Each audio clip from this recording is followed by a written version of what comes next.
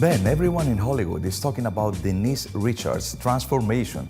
What exactly made her facelift look so natural compared to many celebrity facelifts we've seen through the years? In facelifting, the classic way that people did it was to pull and stretch, and they didn't really care where the face came from. So what I do is I have the photos of the patient up on the wall. As younger? From the younger years, but I do a three-dimensional reconstruction in my mind of what I need to do. And I'm not just trying to lift and pull because I don't think everything felt. I'm trying to redevelop the contours, the volume, the support under the skin. And when I do that, I make actually very small movements. So you see her eye character comes back to what it was. And you see somebody who looked really sexy around their eyes before, looks sexy again now. If you look at her when she smiles, and the cheeks look like they're getting bigger as they get older, and you look at her smile in the after photo, she looks tighter. This is because I go in and I muscle modulate. I move the muscles around back to where they used to be, so when she smiles, she looks like she did when she was younger. You have commented before on Pitt and other male celebrities. Are men in Hollywood now becoming just as aggressive with facial procedures as women? Tasteful ones that I've seen on guys would be like Brad Pitt. He looks fantastic. He had nice subtle work done. George Clooney's is okay, Edward Norton is okay, Kevin Costner, not that great. So you look at these, the work on these people, and most of them look okay. So Brad Pitt's, I think, is one of the excellent ones. I think Brad, what it looks like is that he had a lower facelift. And lower facelift, there's a lot of ways to describe it, but it means that he just lifted above and below the jawline. He didn't touch his eyes at all, and this treats, everywhere here from the jawline to the neck to the upper chest, basically, so a lower facelift. And at first, he looked a little puffy for maybe 3, 4, 5 months while he was at the Oscar ceremonies or something, and then that eventually thinned out and went away, and then you see him in the F1 movie, he looks incredible. Bradley Cooper appeared lately looking dramatically refreshed, but also quite different. What do you think may have been done aesthetically to create that look? With Bradley Cooper, it's hard to tell. If I had to guess, I would say he had a small lift and he did the upper eyelids, but at the same time lost weight.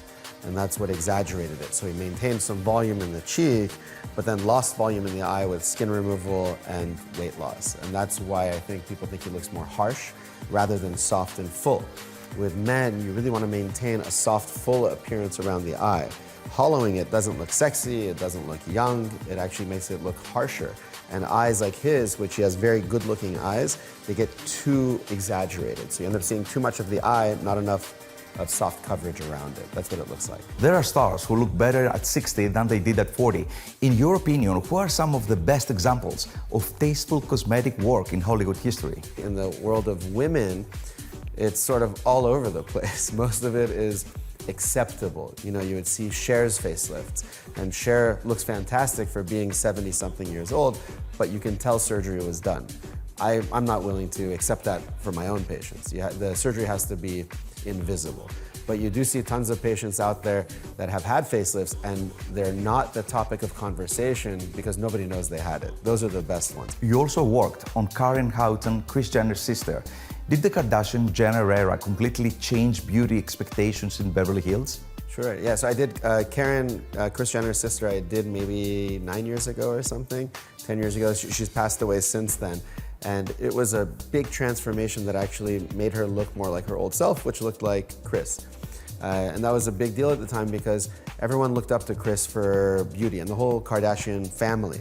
And it's not just in LA, it's in most of the world now. They have become fashion and beauty kind of icons for the younger generation. You could see when Kylie Jenner went through her phase of getting her lips filled, everyone went and got their lips filled. Then she went and dissolved them, everyone went and dissolved them, and then she refilled them again. So I think they have a lot of power in really what happens in the world, and especially with Kris, people in Beverly Hills and in Hollywood, Malibu, everyone looks up to Kris and asks her for advice. There's a huge conversation right now around GLP-1 faces and dramatic weight loss in Hollywood. Are you seeing more younger celebrities rushing into facelift earlier than before because of that? Yes, the GLP medications now have caused patients to come in more and more to get their face fixed for a weight loss problem. It's not an aging problem. And the issue they have is that they take too high dose of a medication, and they lose weight dramatically and fast. And when you do that, you have other problems in the face, not just weight loss. You have hydration problems in the face. The cells in the face are now, they appear more damaged because they're not as healthy anymore. And those patients come in looking gaunt, sunken, tired. Their skin doesn't reflect light as well anymore either, so they look darker for some reason. They're not as brilliant. On women, when you lose that much weight, your estrogen levels drop dramatically, and they go into early menopause or perimenopause, and they don't even know what's happening. Demi Moore has had a few facelifts, it looks like. She's very thin overall, so you do see exaggerations in any fat loss in the face, and she had a lip lift. Now she looks great. I personally wouldn't have done a lip lift on her.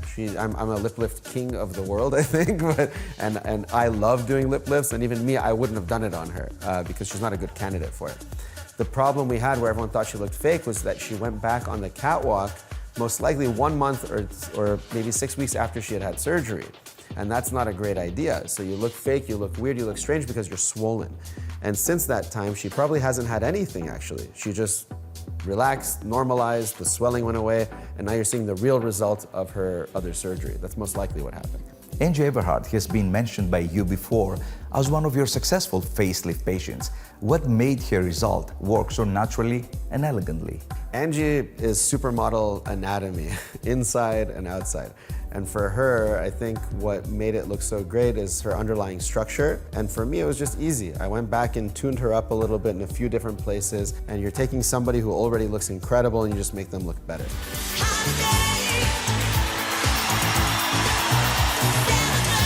Madonna.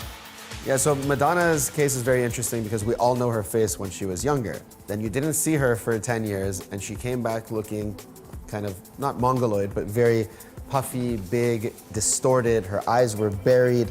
And at that time when we saw that, her face was filled with fat, filler, and most likely it had 2 facelifts. The third facelift, I think, is what cleaned it up because whomever did it went and removed volume from her face, which is really what she needed. And we would see her at the award ceremonies, and every time we look at her, we're like, why? Why? Who did this? Who would keep adding volume to her face just to make the skin look young? It doesn't make you look young, it makes your skin look young because it stretches it. It's not a good idea. So someone went, told her it's a bad idea, took out the volume, thankfully, and then I think they relifted her, and now she looks half the size and looks much more appropriate. Still not natural, but much more appropriate, much more, I'd say, tolerable to look at now compared to how she was, and I think she looks pretty again. Beverly Hills facelifts now reportedly cost up to $200,000. Has celebrity demand completely changed pricing in plastic surgery today? Yeah, the prices of facelift by the top surgeons in the country have been going up pretty steadily for the past 10 years or so. And the surgeons doing those surgeries, the best ones, have gotten so busy that they've raised their prices to try to work less or to Is try it 200,000 and more? It can be more than that, yes. Yeah. So in LA, a standard facelift by a pretty high level person is about 50,000. The highest level people are 150 to 300,000. In New York, there's a few surgeons who are 300 to 500,000. Down the aisle. Is there a tip of advice that you would like to share about retaining youth? There's a false understanding out there that the more you do to your face, the more you maintain, the more you do stuff, the better off you're going to age. That's not reality. Reality is the less you do, the more conservative you are, the better you're going to go through aging in your life. At some point when you do see damage in the face and you want to make the tissues healthier, you can do real regenerative treatments, which is with nanofat, PRP, PRF, microfat, those kind of things where you go into the deep tissues and restore them. Before we say goodbye, we would like you to show us your garage, which is full of Lamborghinis, McLarens, and Ferraris. I never in my life cared about money. We grew up with no money, so we didn't care about it. It didn't make a difference. My only goal in life was hopefully one day I'll have a cool car, like one cool car. And how many you have now? Probably around 16 of the cool cars. I have 6 of these, which are the BMW Isetta, the little classic ones, and then I have like a regular SUV that I drive. Let's take a look, and the last part is dedicated to man. Yeah, exactly. We'll show a boy's house.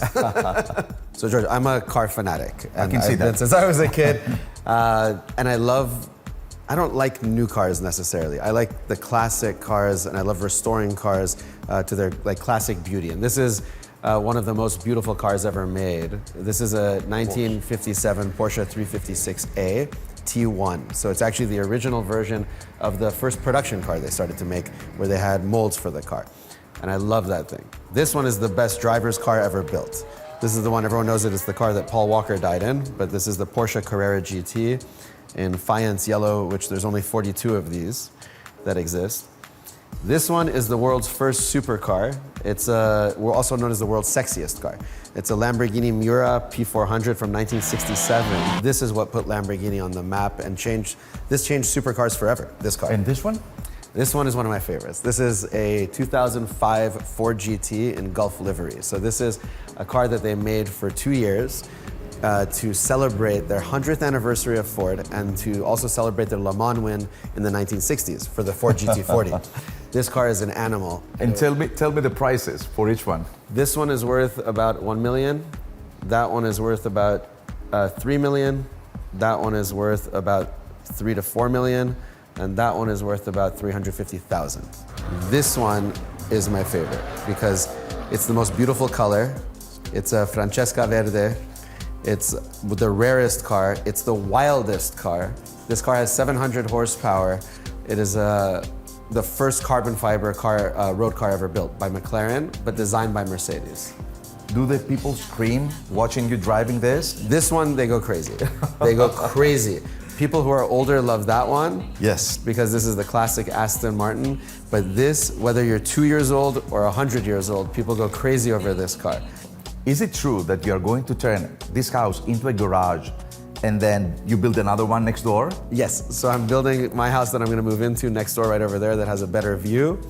And this house is gonna become a 500 square meter garage, which is the only one of that size in Beverly Hills because no one is crazy enough to do that.